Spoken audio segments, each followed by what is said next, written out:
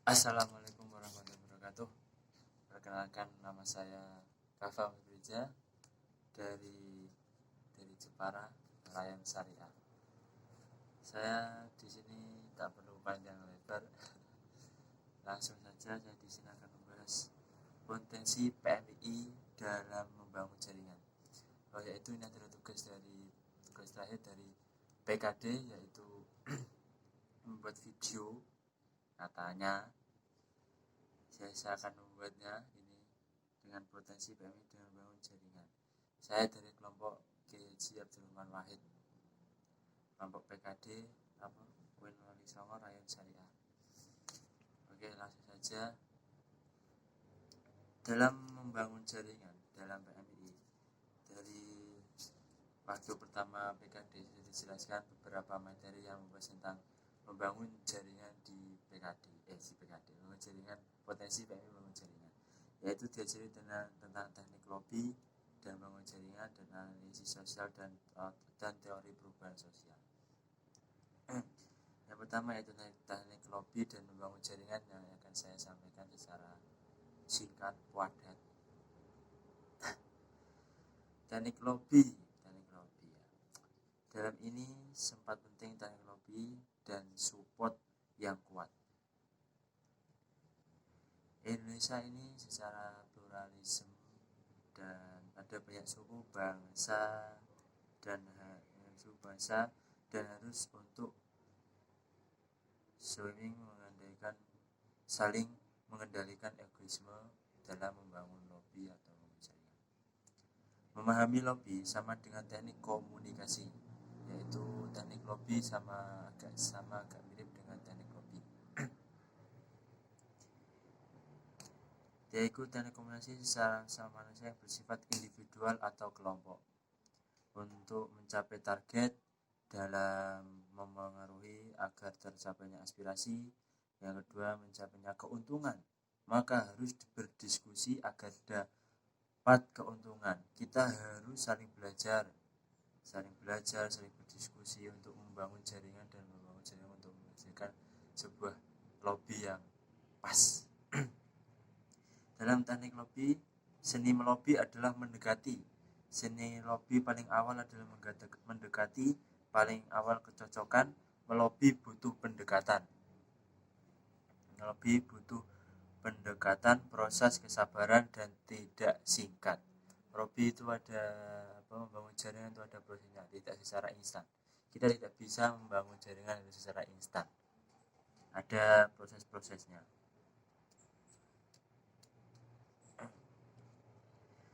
Jika hasilnya sama, kecocokan, maka menyatu, bersatu ada hasilnya. Mendekati sama dengan mencari mau. Mendekati atau pendekatan. Mendekati itu sama dengan mencari muka. Mencari muka kepada orang yang harus didekati, mencari pengaruh. Mendekati, mencari muka, mempengaruhi. Nah, itu yang harus diingat. Harus punya relasi atau hubungan agar kuat. Relasi lobby dan hubungan luas ada kaitan dalam penggerakan. Jika semua udah didapat, maka hidup lebih bermanfaat. Ini adalah kunci hidup bermanfaat.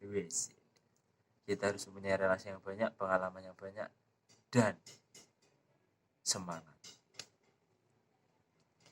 Membutuhkan ketekunan dan harus ada tekad dan pengaruh berpikir agar tidak berpikir individual dan kekuatan. 1. Proses kenapa organisasi butuh lobby?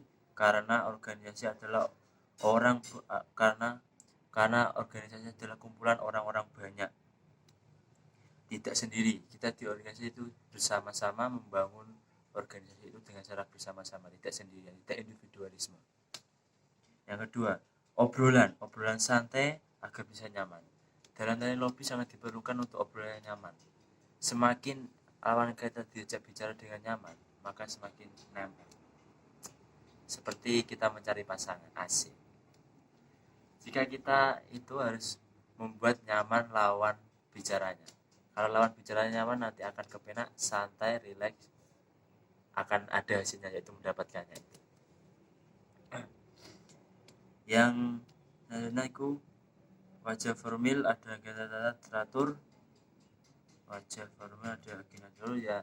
Ya selain dari obrolan santai itu ada diskusi atau obrolan yang sangat formal atau diundang, diapakan. Para pelaku orang lain untuk mencapai target-target agar mendapat wawasan yang sangat luas. Lobby tak perlu formal, karakter memahami itu penting. Dalam teknik lobby itu tidak perlu hal-hal yang formal, memahami karakternya yang lebih penting. Dengan memahami karakternya maka akan dapat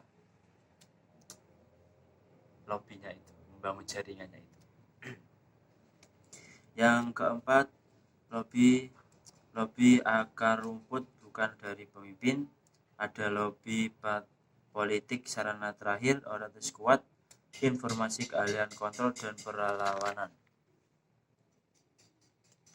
Yaitu kekuatan modal jaringan yang sangat kuat untuk memodal jaringan, kekuatan personal, emosionalisi, mengatur itu penting, punya kewenangan, memahami masalah, merunding, memperkuat sosial kita, bukan egoisnya yang dikuatkan. Itu yang sangat penting dalam teknik membangun jaringan dalam PMI. Dan menurut saya potensi PMI itu sangat besar, sangat berpengaruh bagi kader-kader sekarang ini. Contohnya di UIN Wonosobo saja, hampir semua di UIN pasti ikut PMI, meskipun sebagian enggak. PMI selalu memberi kader-kader yang hebat, yang kuat, yang oke. Ya, mungkin itu cukup sekian dari saya. Ya, jika ada salah kata mohon dimaafkan. Kalau tidak ada salah, ya dimaafkan. Asik. Sekian dari saya. Wabillahi taufiq wal hidayah. Wassalamualaikum warahmatullahi wabarakatuh. Tangan terkepal dan maju ke muka. Salam pergerakan. Salam.